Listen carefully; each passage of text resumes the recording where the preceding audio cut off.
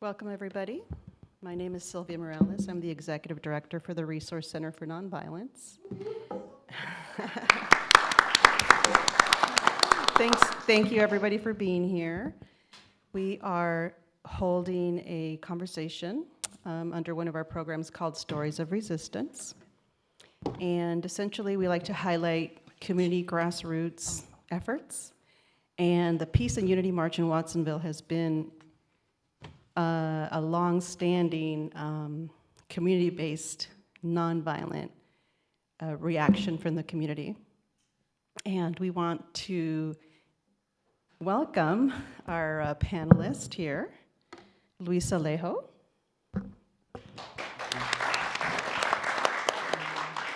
Jenny Sarmiento. Rosa de Ramirez. And Alan Hicks. Thank you. Just take it away here, Sylvia.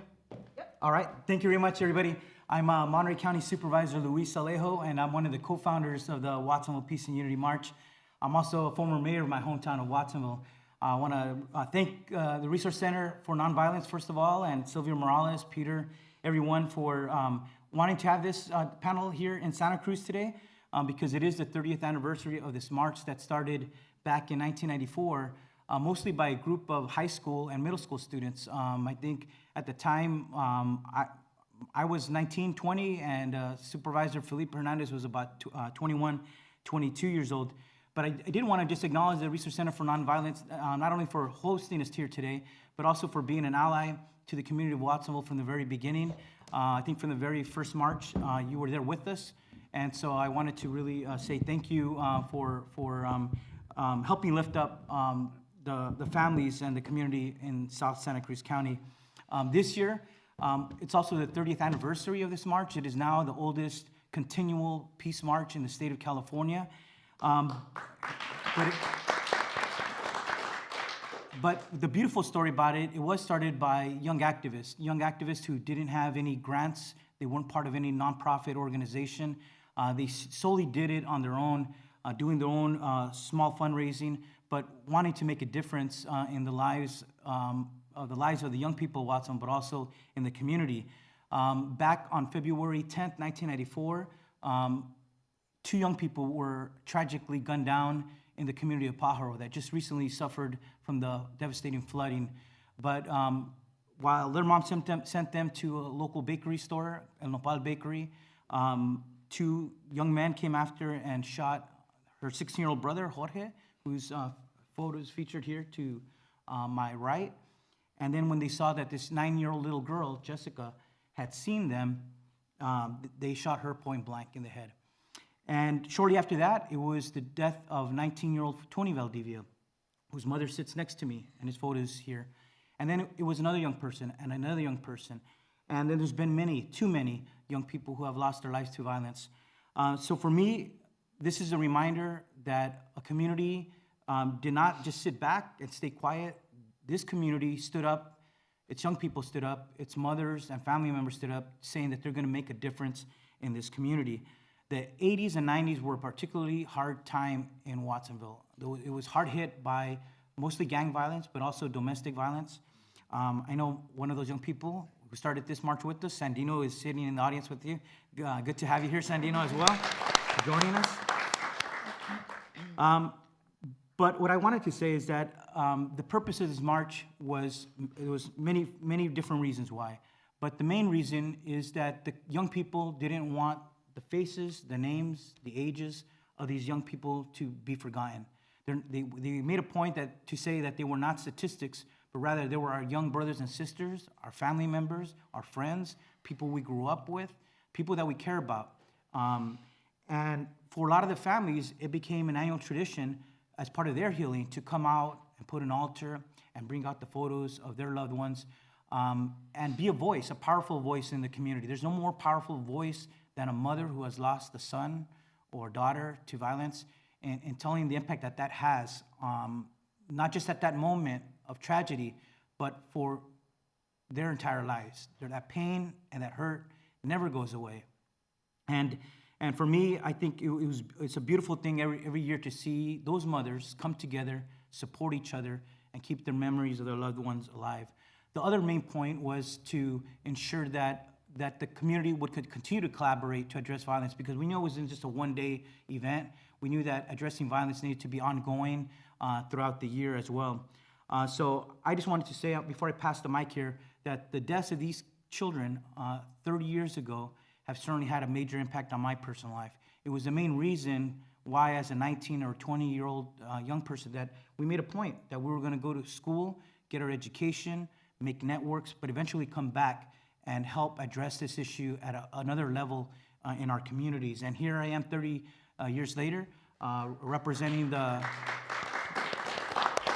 communities of Salinas. I represent mostly Salinas, which is also hard hit by violence, but I want to share that because of this march started by the young people and these mothers 30 years ago, now East Salinas has been inspired to start their own peace march, and on October 7th, they're holding their own event for the second year, but they also want to have their families and their mothers and their young people engaged in addressing violence, which is also continues to be a challenge in that community.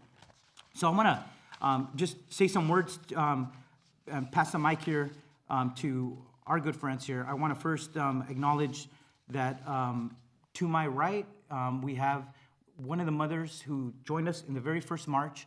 She lost her son, Tony Valdivia, 4 months after the tragic deaths of Jessica and George Cortez. But every year she has been with us. So for me, this is one of our heroes, one of the strong women of our community.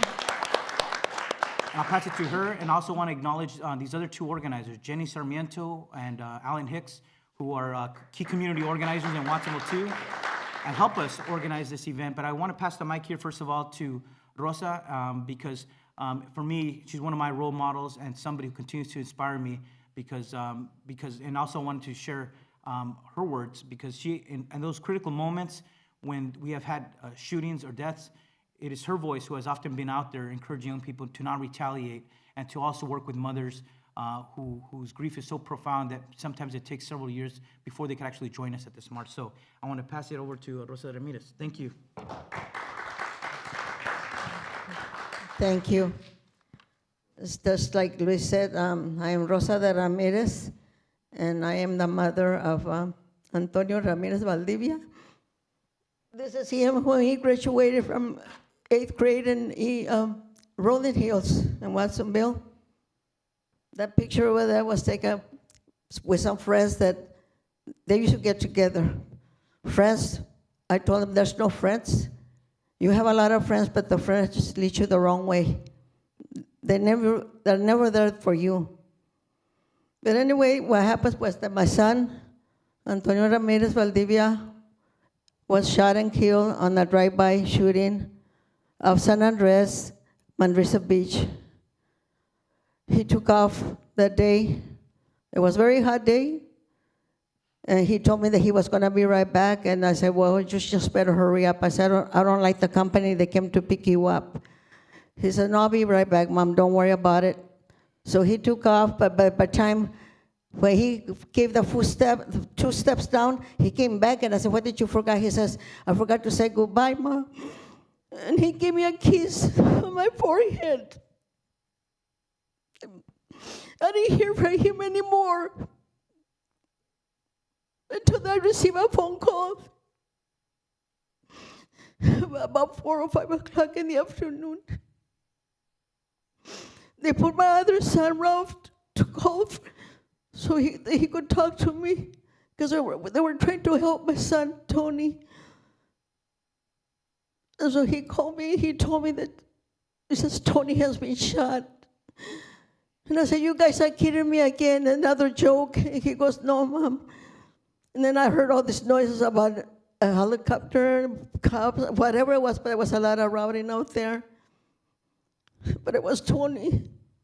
He says, I'm not joking, Mom. So the officer, he says, let me talk to her now. And so he talked to me. He says, I'm sorry, Mrs. de Valdivia. Your son is going to be taken to Dominican, but that he had the equipment they needed for him there, so they sent him to Stafford. Says, if you want to go see him, be with him, you have to go to Stanford. And I said, okay, I couldn't find a ride or anything, but later on, yeah, somebody was good and willing to take me over there. I stayed with him there for a couple of days.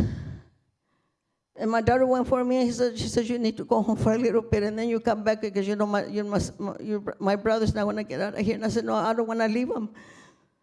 Whose parents doesn't say, I don't want to leave him? When you have somebody in the hospital, you want to be there besides them, right? And so I said, well, okay. I said, but you bring him back? She said, yeah, I'll bring him back tomorrow. To me, tomorrow was a whole day or 2 days that if I came back, he was going to be dead. But no, thank God, no. But my son was a good guy. I mean, he graduated. He was a senior. He was going to graduate from the Baptist High School. He needed 2 more months, I think it was, to graduate.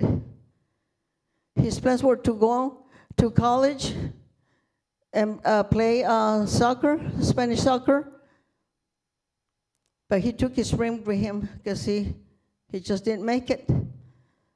But nowadays, I stop and think that a lot of parents, I used to hear a lot of this gun violence and all this and that, but I never thought that in my family there would be a tragedy like it happened to me. It was a big surprise because I heard about them.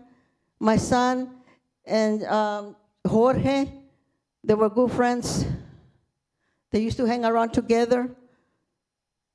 I think Jorge went one time to the house, but I'm not too sure. Now my son and him, I'm laying down on the same cemetery on Freedom Boulevard. I said, Lord, why did this have to happen to me? And then I said, but Lord, not only to me now, there's a lot of them coming back, a lot of people that I used to tell Luisa, I said, how can we talk to people about it, for parents to be alert of their kids, to know where they are, to who they hang with. There's no way. The students or the father, the daughters and sons should be able to leave the information to the parents when they take off to go out somewhere. Tell them, I want to wait with my friend so-and-so, they live here. This is the phone number in case I don't come back, you call me or something. I wish that will happen, but nobody does. I mean, they say, well, I'll be right back. And they take off. Either a girl or a boy. That's what they do, because I seen it. I seen it in my own eyes and everything. And when I hear something about shooting and someone, I say, oh no. I could feel it now like I'm relieving my son's death. And I cry because it's so hard. I have him here. I wish that he didn't have died. I wish he didn't. But he did. The shot in the head, you never make it through. But I thank God because I'm still here to help my other two. Well, I lost another son, but it was a health problem that he had. And now I just want to have 2 kids, my daughter and another son, and that's it. And I feel like, what happened to me? Why would this happen to me? But the only thing I could say now is that I'm happy because we have these marches that the community could see what we're doing and what we're trying to do. It's not an event that just to come, everybody to come have a good time here and this and that. It's a message that we deliver every year for every person and every county and every town to hear what went on in Watsonville. And it's not only Watsonville, now everywhere you hear that. And I wish everybody would put their part in there. The parents, especially the parents, if you have children, have grandchildren, they're all in trouble if they don't get themselves together to have a good future. And parents have to help out by being after them to see what they're doing, where are they going to go. Excuse me. I just wish I could go to every people and say, you know what, where's your kid? Go look for him or find out something. But it's not that way. That's why we had the marches so people could see, gather together, it's like a family gathering. If you go, you find out everything of what's going on and what's not going on. The only thing I really like is that I feel good sometimes, and I'm sad sometimes. And I guess you can understand that I see my son's pictures all over in the house. I never hide none of them. And they tell me, put them away because it's sick for you. And I said, I'll be more sick if I don't see the pictures. Even though I know he's buried. What can I do? I just go and put flowers, talk to him. I do talk to him. And he's here. He'll always be there. And this is my Tony. Everybody liked him. Everybody cared for him so much, except the people that he hung around. It was wrong people that he had to be friends with. And I wish if you guys have parents, you have kids, grandkids, great-grand. Okay, I have 9 grandkids, and I have 15 great-grandkids. Now I have a big load to worry about and try to help my granddaughters to help them to do something good, not something bad. And I see that 2.5-month-old that came just the other day on July. I go, yeah, you're another burden I'll have now for you. I have to be taking care of you now. And she laughs. She's just a baby.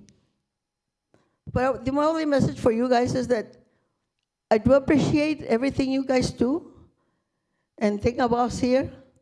And you're also invited to the marches. If you don't have to march, you can be there with us.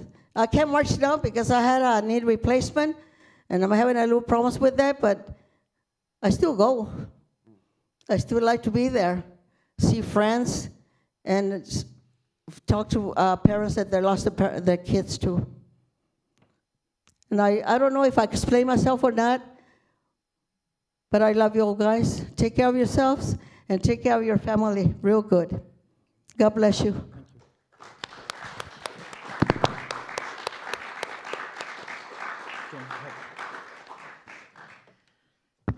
Good afternoon. I think, being an organizer, because I wasn't one of the founding members. I joined the group, I don't know, a little bit over 10 years, I think, by helping organize. And one of the reasons was because I care about the community. I care about young people. We can make a difference. It doesn't have to be anything large. We, as adults and members of each community, we can do that. We can do our piece. And one of the things that, for me, was an eye-opening is the people that came out together to support each other, share stories, and let others know that this is a struggle that happens in a lot of working class communities. And it's not something that it's caused because the parents don't care about their children. All the parents care about their children. And it's not because they're not paying attention. A lot of times they're bystanders and something happens, it's out of our control. If you are parents, I'm a parent, grandparent, sometimes you don't know what will happen when they walk out the door. So as community members, we have to, I believe, we have to do whatever we can to support families, support the parents, provide more mental health services at school, more prevention services, diversion programs, after-school programs. And this is why I really appreciate and admire Supervisor Alejo's input in all these years that he makes sure that there are funds available for after-school activities. That is the priority. We can't blame the parents, and I think that what happens a lot is that we say, well, of course it happens to those kids. The parents don't care, or the parents are not paying attention. That is not true. That is just a stigma that has been put on working class people. And thank you. We care. And I'm sure you care about your community. You care about your children. So let's make sure that we support those services. We support those funds. We support those leaders that support families, support working wages, support after-school programs, music, art, those things that enhance the life of young people. So, I mean, I could talk about prevention all afternoon, so I will go ahead and pass it on to one of my friends and organizers. Yeah, we'll pass the mic to Alan Hicks, but I did want to acknowledge Jenny, because even though this march started with mostly young people, today it is mostly organized by women, the Latina women of the community. So Jenny's one of those. So I want to thank all those Latinas for stepping up and keeping the march going for so long. They're the lead organizers of this march today. I'll pass it to Alan Hicks. Okay, is this on? Yes. Okay. So I'm Alan Hicks. I was chairperson of the march from 2014, 15, 16. I want to acknowledge Luis and Felipe Hernandez. They started the march, and they founded the march and founded the Brown Berets at the same time, an autonomous chapter. So by the time I got involved, well, his brother Tomas had taken over, and I think it was 2003. I remember meeting Sandino at an event at the youth center, Youth in Power, I think it was called. It was like 500 young people there, and I was blown away. I remember talking to Sandino at the event. So I met Tomas and started getting involved in what they were doing, and every year they had the march, so I would come support. But then I guess it was 2013, Tomas had moved to Maryland, and the Brown Berets disbanded. So the Brown Berets were the ones that always planned for the march and organized it and got all the permits. So I thought, we can't let it die. So I stepped in, and some of Rosa was there at every meeting, all three years that I was organizing it, and in the front of the marches. So she was always a key person. So I guess I'll just relate some of what I remember about organizing it. We had over 50 organizations in Watsonville that endorsed it. We had after-school programs. We had an artist made these cutout doves, and the students wrote in what peace meant to them. And then the library made an altar in their lobby, and they hung them up on the altar. Then they were put on trees in the plaza. The Watsonville High made T-shirts that said, no violence, N-O, no peace, K-N-O-W, no peace. They printed up their own T-shirts for the march. One of the local artists made a logo for the march, which is now to the tile piece on the parking structure at Watsonville City Hall. So that's going to be there for a long time. So what else? There was one controversial thing was we wanted whether or not the police could be in the march. And the young people didn't particularly want them. And the police said, if we come in our uniforms, we have to have arms. We have to have our pistols. So we said, we can't have that. So Jorge Zamora, who's now the police chief, said, okay, we'll print up our own T-shirts, come plain clothes, said Watsonville Police for Peace and Unity. So it was a little controversial on both sides. Young people didn't like it, but it also caused a big discussion within the police department, because some of the older police officers were telling Jorge, what are you talking to those guys working with them for? So there was a discussion, and I thought that was really positive, that was happening. Because I think we need to have those kind of discussions to go on. And then talking about Rosa and Mariela, who I think is on her way, her brother was killed, and she became a leader when I was organizing the march. And it does really mean a lot to them and the whole families that it's recognized and not forgotten. And one of the thoughts I had while I was organizing it was, when terrible traumatic things happen in the community and you can't do anything about it, your first response is you're helpless. You put on your horse blinkers so you don't see it.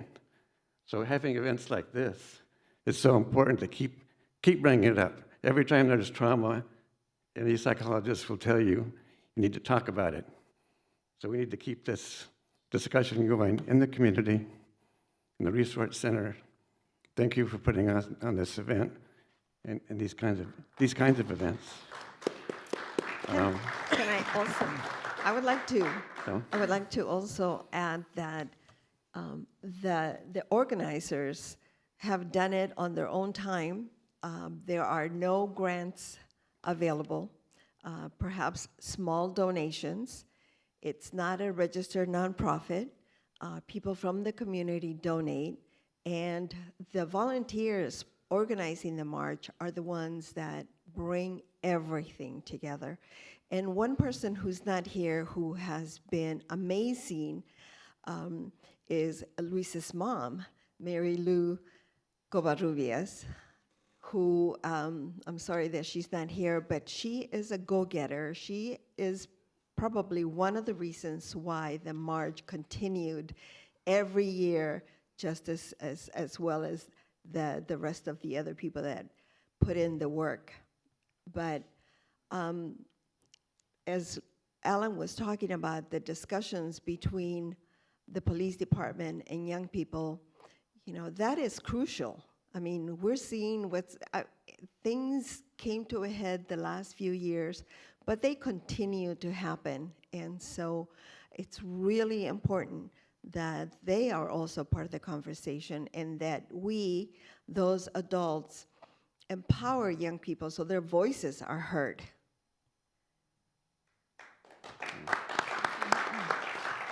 Agreed, and I would just add that from being one of the early young organizers, I think many of the young people realized that to address violence, you also needed to address the systemic needs of a community. And for historically, South County struggled to attract jobs, to build housing, to bring more opportunities for the youth. But I think a lot has dramatically changed in the last few years. I think there's a change in leadership. There's a change in the police department. Somebody who was born and raised has interacted from when we were just starting organizing. Our nonprofits are doing some amazing work in the schools and out in the community. Our courts have transformed over the last 3 decades as well. We've reduced the number of incarcerated youth. Most at that time were from South County. The recidivism rate was high. That has dropped dramatically. So making some of the policy changes have all helped contribute to lowering crime and violence in Watsonville. The last numbers I could get were from 2019 because that's what measures, and we had the pandemic from 2020 to just recently. But in 2019, the numbers of overall crime in Watsonville had dropped 19%. That included violent crime and property crime. And at the time, our police chief was David Honda, and he had made a pronouncement that out of all the cities in Santa Cruz County, Watsonville had the lowest per capita crime in Santa Cruz County. So for me, it showed that if a community insists on addressing the needs and making the systemic changes, you can transform a community for the better. And if you drive to Watsonville today, which I often do coming from Salinas, you could see a different investment in the community. There's housing coming up, more jobs coming into the community. Public art is all over downtown. We're not perfect, but certainly compared to where we were at when we just started, you see a reflection that the leadership in the city now is very different than it was before, and it is trying to make some changes. So maybe we could just answer a question, Alan and Rosa and Jenny, just on why is it important that this march continue. We're hitting the 30th year this year.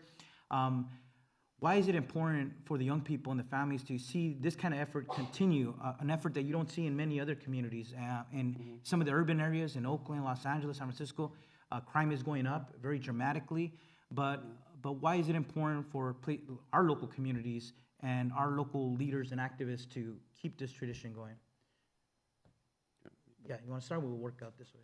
Okay, yeah, well, like I was saying, if there's trauma in the community, we need to keep addressing it and keep bringing it up.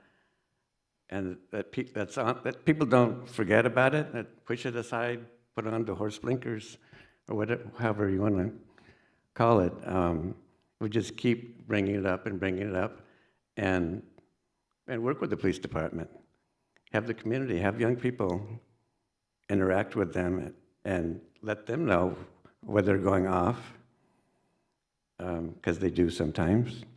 But yeah, I've been really impressed with Jorge Zamora. He's been very open and inviting, supporting these efforts. So yeah, I think so in the schools, among city council people, whoever it is in the community, keep the Rotary clubs, keep bringing it up, so it doesn't get lost in their heads, so that they don't see it.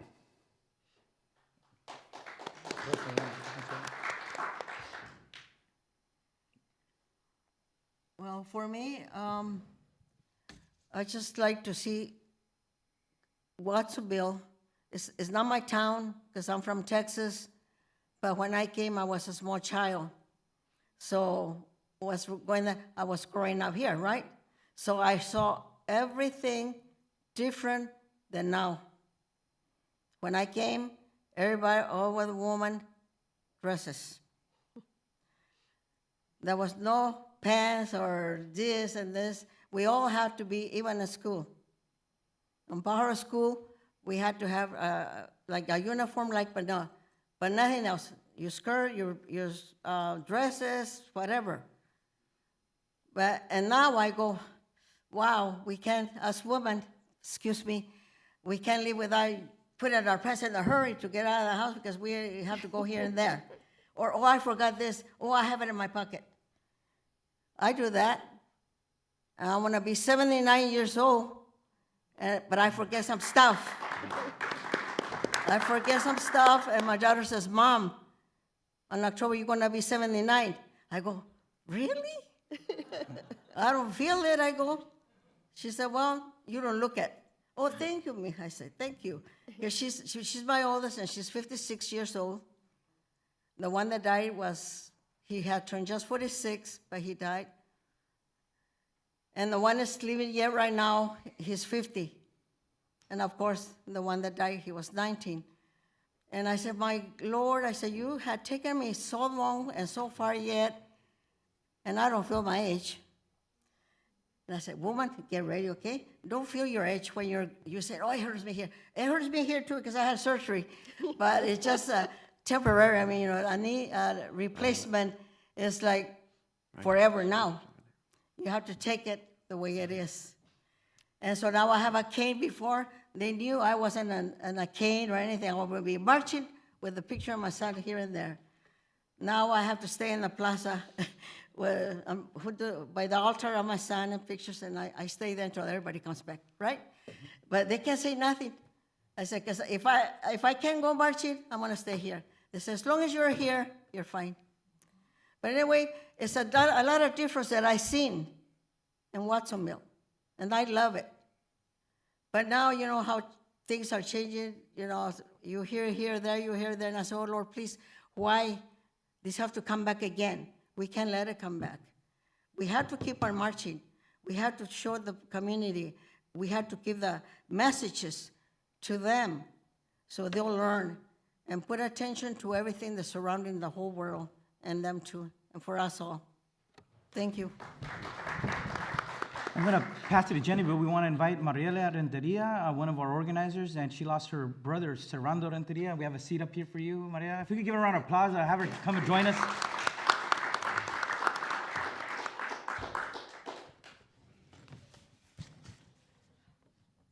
Maybe we'll go to you first. I want to introduce yourself and talk about your brother, Servando, and what the Watsonville Peace and Unity March means to you and your mom. When I first met her, I had gone to their house and invited her mom, and her dad was still alive, invited them to join our march. And eventually, all the sisters came, and their mother comes almost every year, so we're really glad that now she's one of our organizers, and a testament to this march and getting the families involved, even if it's the siblings that come and join us as well. Thank you, Luis, and thank you everyone for being here. I'm so sorry I'm late. We had a baby, so that's my delay. Well, my nephew had a baby, so I didn't have a baby, my nephew had a baby. So, yeah, it's a blessing, which is what this march is for our family, too. We lost my brother 28 years ago. He was an amazing guy. It was days before he turned 21. It was February 7th, and his birthday was going to be the 16th of February. And he was going to be 21. He was expecting a baby, too. He had just found out his girlfriend was pregnant, and he was graduating from mechanic school. That was his dream, to be a mechanic, because he always liked to help people. So he wanted to help fix cars. Yeah,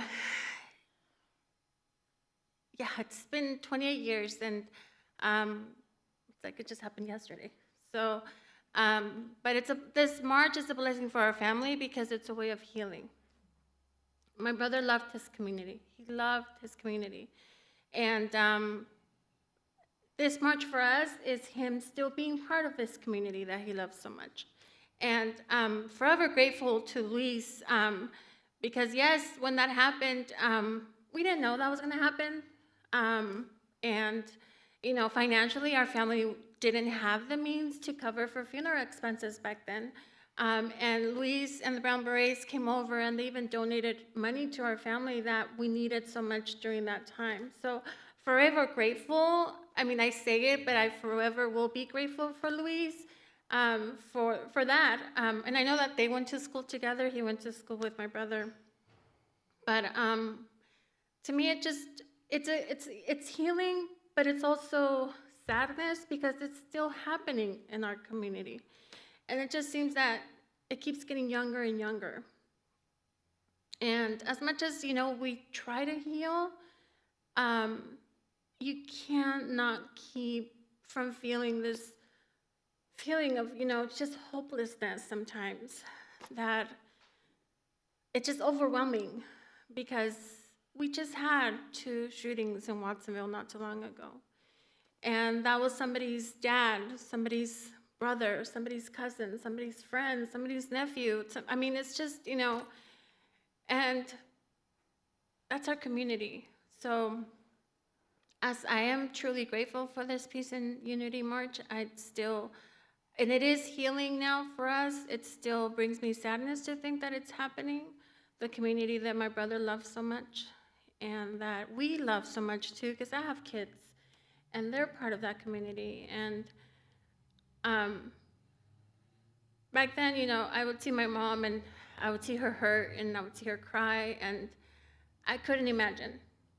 Now I'm a mother myself, and I don't know how she did it, how she keeps going, because, you know, now I have my kids of my own.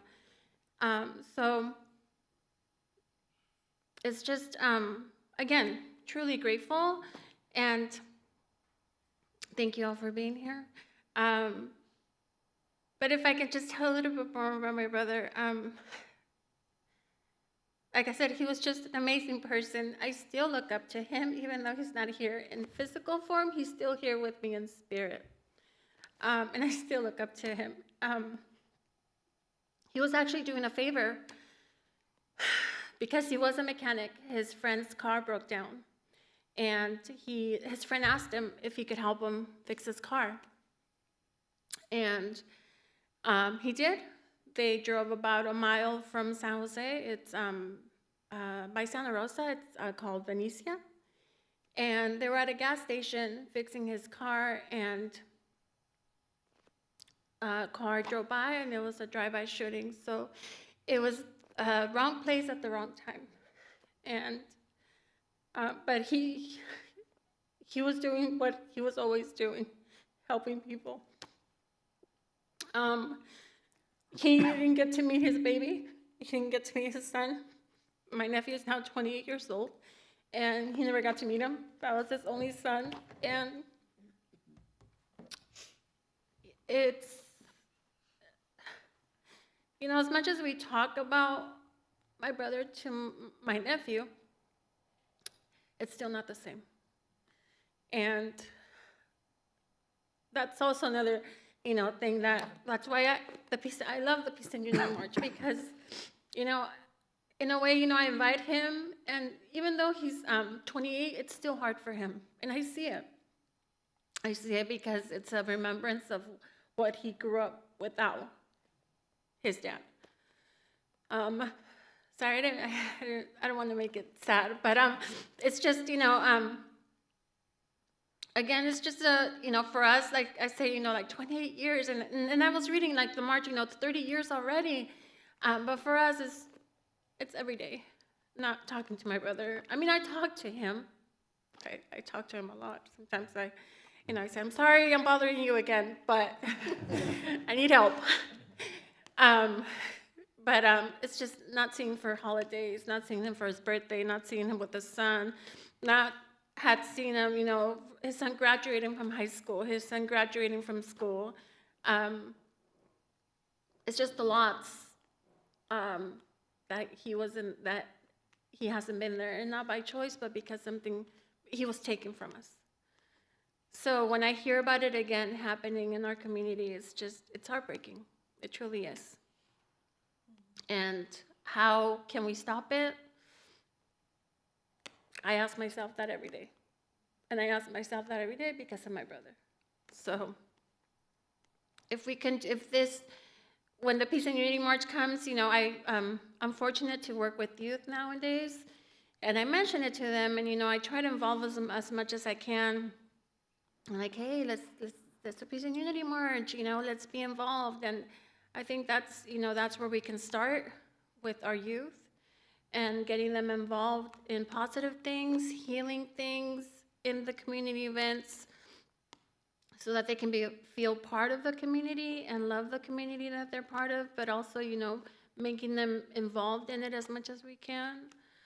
But yeah, forever grateful for this Peace and Unity March. And on behalf of my family and myself, again, it's my brother being part of the community that he loves so much. Thank you. We'll go to Jenny, just talking about, well, I did want to acknowledge Mariela, because now Servando's son, who never got to meet his father, is joining us in the march with his aunts, you know. So for me, it's beautiful seeing this young man grow up over the years at each march, and now 28 years old. But we got to the question about why is it important that this march continue, and if you could address that, Jenny. I think everything has been said already, because we lift up the families. We let them know that we're together. They're not others. We're all together, that we care, that we value them, and that we're walking with them. That's the most important thing. And as you can, you know, you've heard the stories right here, 2 stories, and they're very similar to others. It happened. It's not because the parents don't care. So let's work together. You, Maria, you want to address that? Why is it important that we keep this going? We're reaching 30 years, but you know, we have other young people who are coming up through the school system, growing up in Watsonville, and as you said, we've seen recent tragedies continue. You know. Yeah.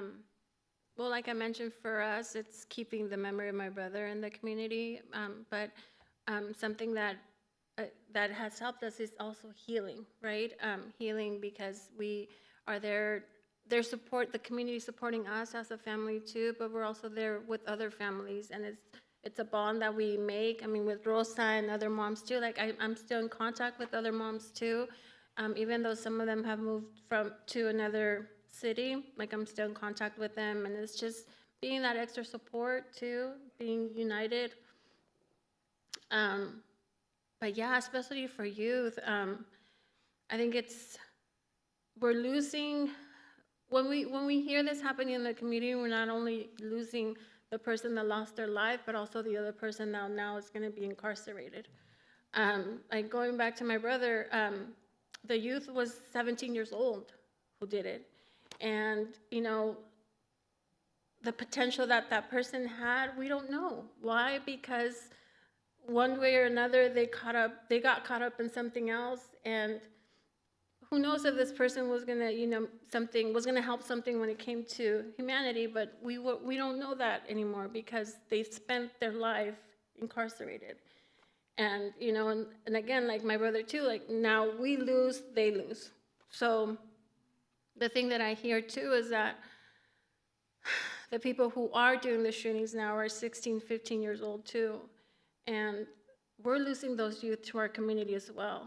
So I see it as a lose-lose. Not only are we losing one, but we're also losing the other part of it. And they're so young. So I'm hoping that by us being together as a community, that we can show them that we are together as a community, that we're united as a community, and what better way but to bring peace and unity to it. And that I'm hoping that by youth seeing that maybe they can see that there is unity and peace within. A lot of them are going through experiences that we don't know about, might get caught up with the wrong crowd or whatever the reason is. But I'm hoping that with this Peace and Unity March too, because I do see youth being part of it too, and encouraging them to be part of it, however they want to be part of it, even if it's just to march. But being part of the community and showing that we love them and that they're welcome, you know, when it comes to a good cause. Thank you. So we want to open it up for some questions, but we wanted to invite the public to join us in Watsonville. Tentatively, it's on November 5th, usually around 11 in the morning at the City Plaza or right across the street at Romo Park. And then October 7th in East Salinas is at 2 o'clock. They're having their march. I just want to close before we take some questions on the story of Jessica and George Cortez, because we had lost contact with their mother. Their mother had a very hurtful story. She had lost an 18-year-old daughter about 2 years before this tragedy happened in a car accident. And Rosario Cortez was supposed to graduate with me in high school. 2 years later, this mother of four ended up losing another 2 children. So if you can imagine, in a span of 3 years, losing 3 of your kids that you had just raised and that you really loved. And she came to join us for the Peace March for a few years, but then we had lost contact with her because we had thought she had moved out of the area. But turns out she moved to Salinas and she lived right across the corner from me. And so a few years ago, on the 25th anniversary of the march, we put up a memorial bench in Pajaro, and we got this small park as you drive by Salinas Road. We got it named after the Cortez children. So there's a special place in Pajaro where the community could sit down, and there's these 2 trees symbolizing Jessica and George together in that little park. But for me, I just wanted to just mention them, what happened to them and their mother, and why these stories are important to keep alive, you know. And now the youngest daughter works for the county of Monterey. She's one of our county employees. And they're living with her mom around the corner from me. So with that, we'll pass it back to Sylvia. Thank you. Thank you. Thank you, everybody, for everything that you said and shared today. I just wanted to make sure that you were okay with Q&A. Is that okay with you guys? You can take a couple questions. Okay, so I'll let you go ahead and decide who you want to take questions from. Yes, please. We have 2 right there. All right. No, you first, and then we'll go to Sandino second. As Sandino's been involved with this march before.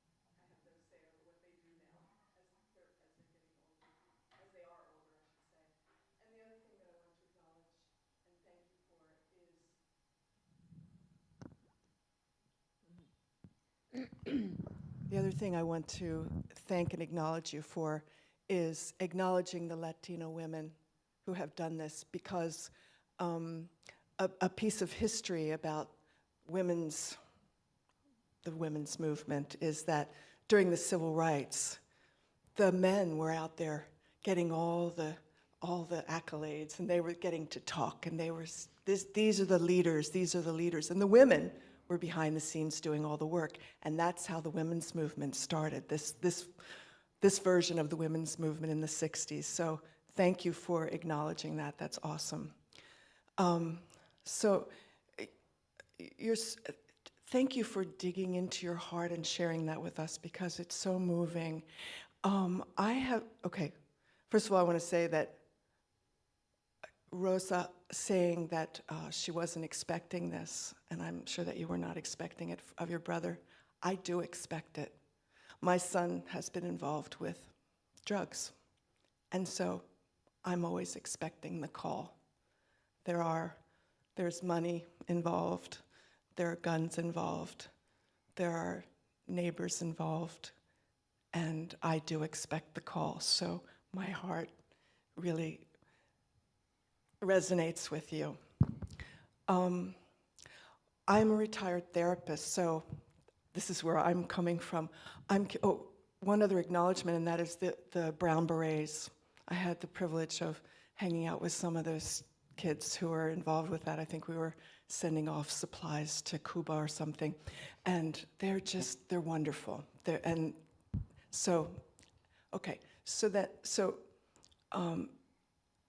It's great that you are taking it on as a community, but also I'm wondering, from the point of view of a therapist,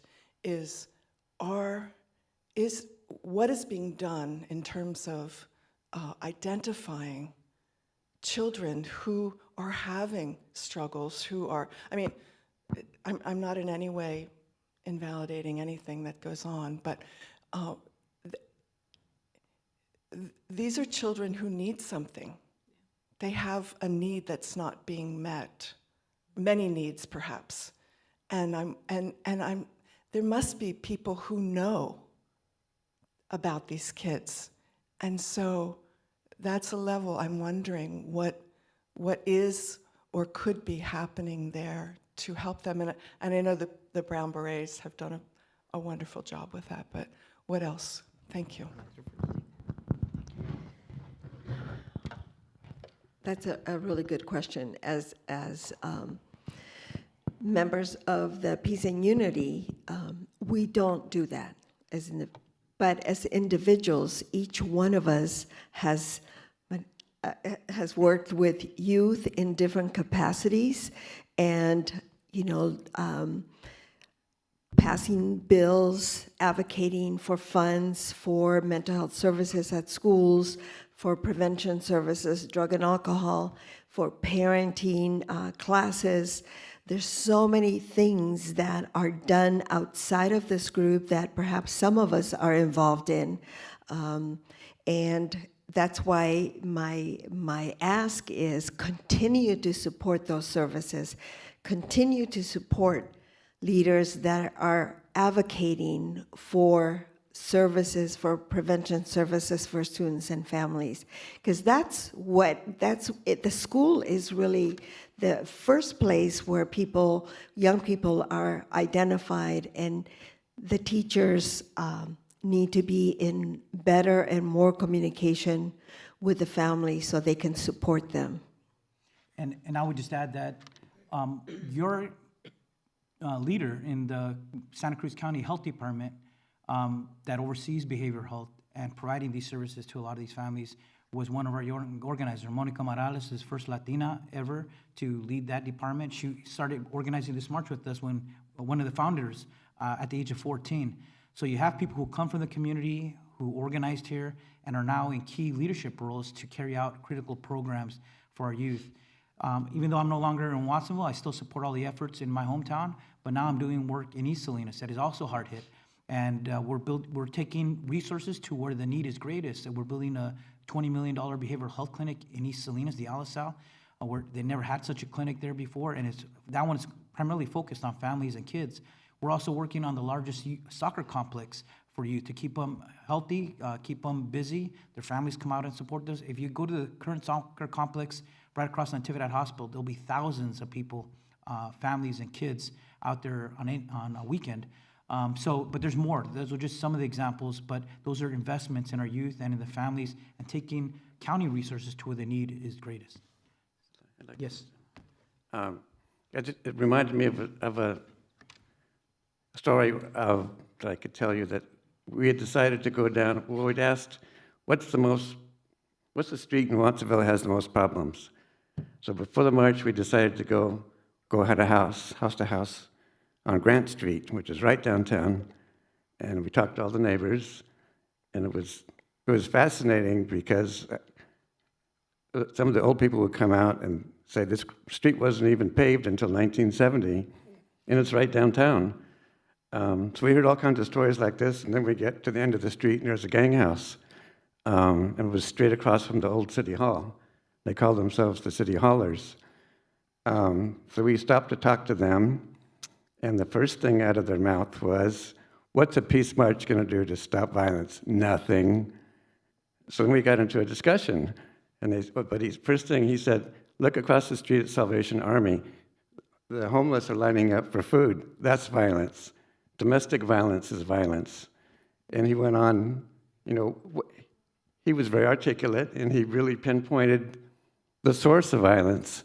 So we had discussions in the Brown Berets. It was never about being against gangs, because most of the ones accused of being gang members aren't gang members, or maybe they're around, but so we need programs like Solis is talking about that supports the kids that are falling through the cracks, not just the ones that are already pretty on track to go somewhere. So we need support for everybody in the community. So on that guy we were talking to, he would go on a march every year in Watsonville.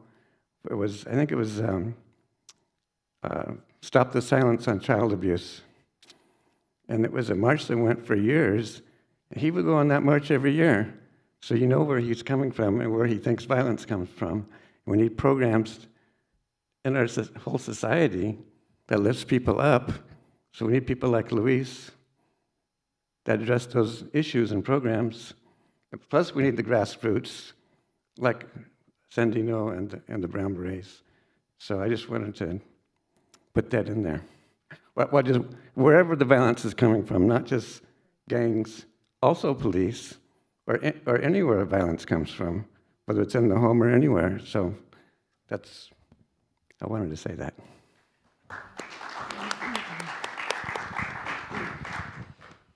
What a wonderful transition for what I was going to talk about. Hello, everyone. My name's Sandino Gomez, and I found out about the Watsonville Brown Berets. My first meeting ever was in 2000, and I went to this meeting, and I was a college student at UCSC learning about globalization and NAFTA and trade policy, creating deindustrialization and poverty, and was just like learning all these things in college that I thought were so wonderful and important. And I go to my first Brown Beret meeting, and I can't remember her last name, but Leslie, remember little Leslie? She'd come around.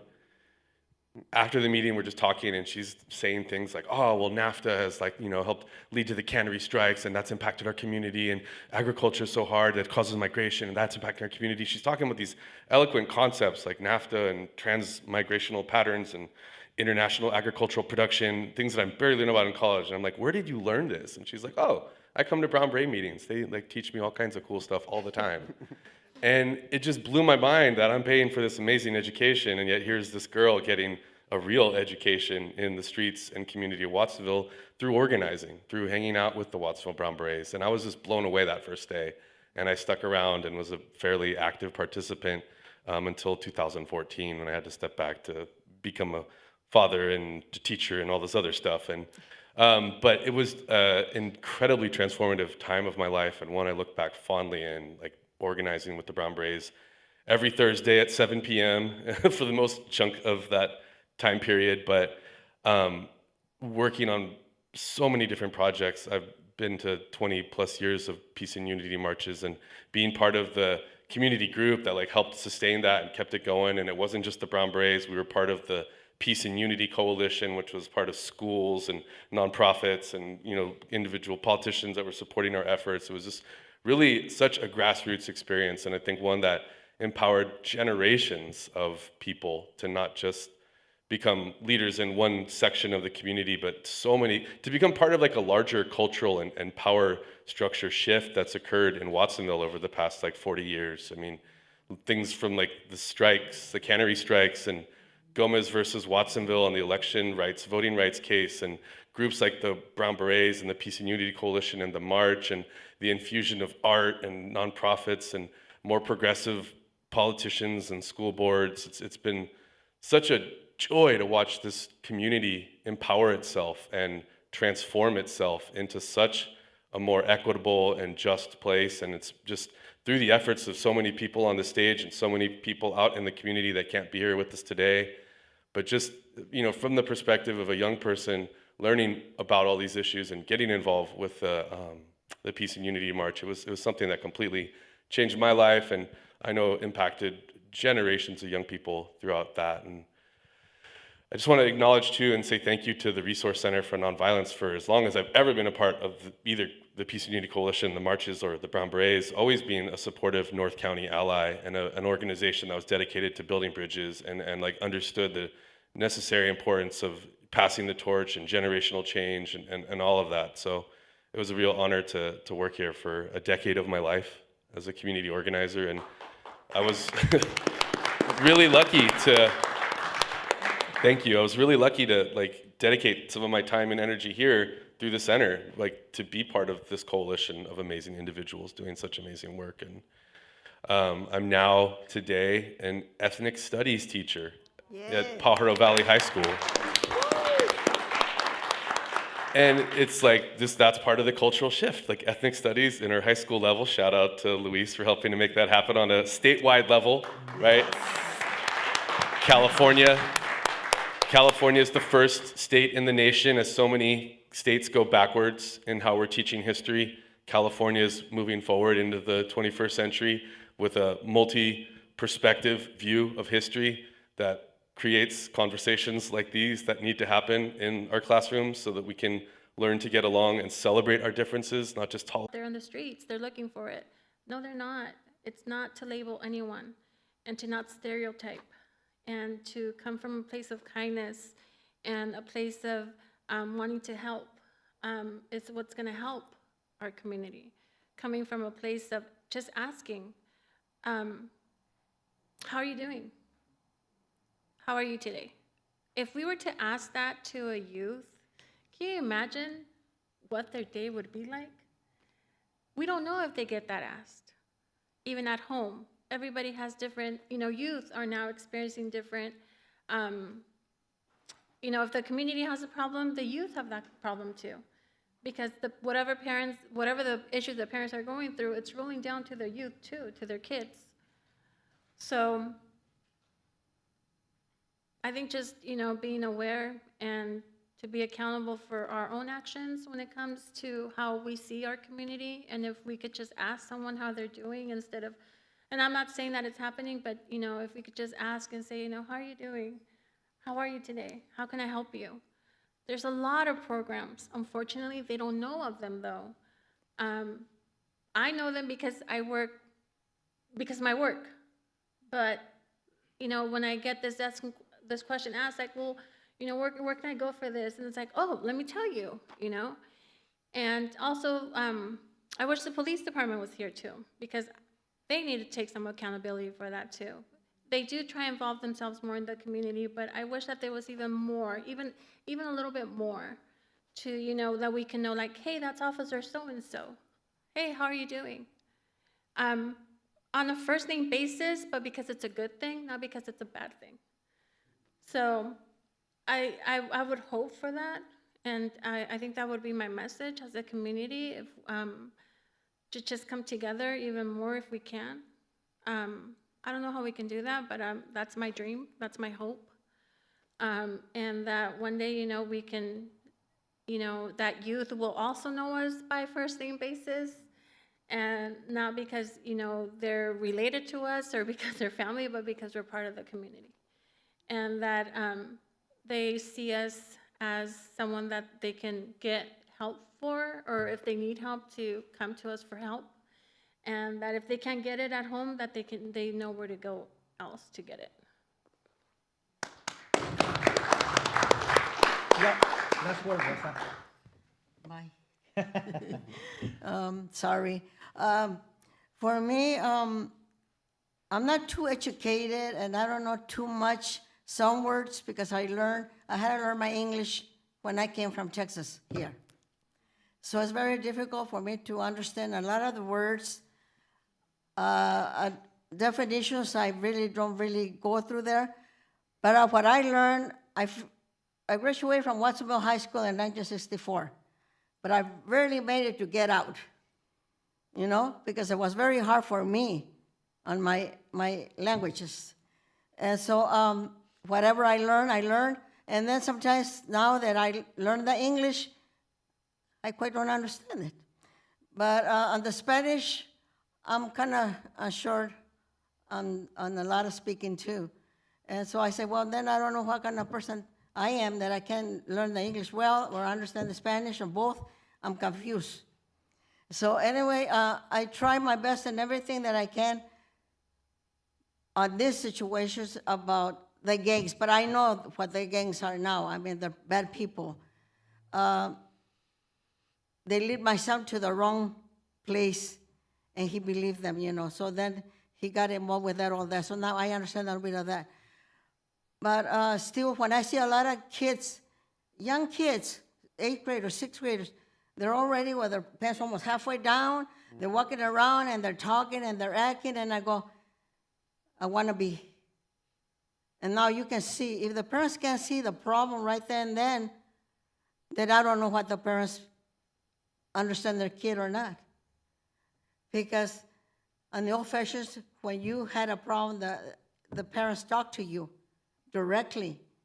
And of course, they kind of threaten you sometimes, you know, because you don't listen, you're not doing something right, they will pull your ears. And nowadays, who's going to pull the ears to anybody? I mean, they turn around and snap you one. And you try to explain things to them, and they just kind of listen. They say, really? Are you okay? And I said, well, if I'm okay or not, I'm just telling you what's going to happen if you don't go to school and get educated, because you have a future to live on later on. And if you don't get education, you don't do anything right, where are you going to be in? On gangs. And I don't know how can I explain, but you see a lot of problems on the streets. Kids coming out of school, they don't go home. They got a place to go, or they got a friend to go over there, and you're waiting for your son or daughter. Oh, she went away. Well, he will be right back.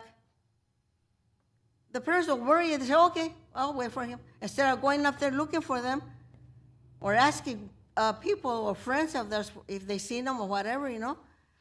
No, they're watching TV, novelas, or eating snacks over there, and the kid never come home until later on they come, oh, my kid's not home yet. I don't know where he's at. And you see a lot of that, too. The kids are always out in the streets. At night, right there where I live on the alley, kids running around, smoking.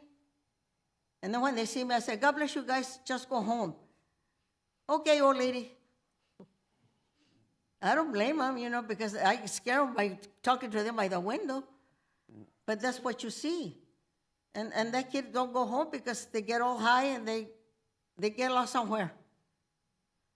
And I know, like Mariela said, there's a lot of programs that the kids could go if the parents look for them and take them in somewhere, right? Somewhere to get them enrolled for some kind of classes or something going on, a program after school or something. Like she said, there's a lot of programs, but not everybody attends to them. And I wish that everybody will understand that. And I know you, ladies and gentlemen, I know you don't understand everything. Maybe I don't explain to you right, but I wish you guys could do something about it too by helping out. That's all I could say. And I do thank you guys for being here with us today. Thank you. Thank you.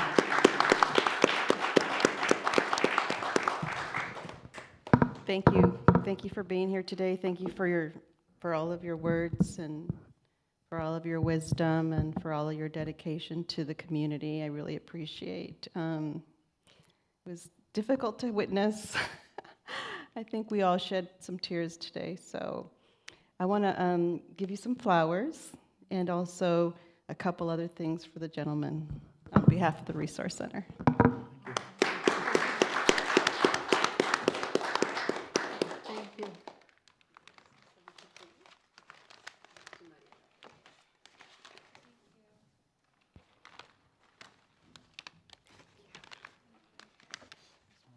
Oh, it smells good.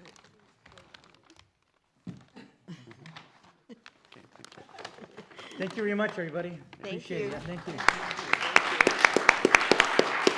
Thank you. All right. Thank you.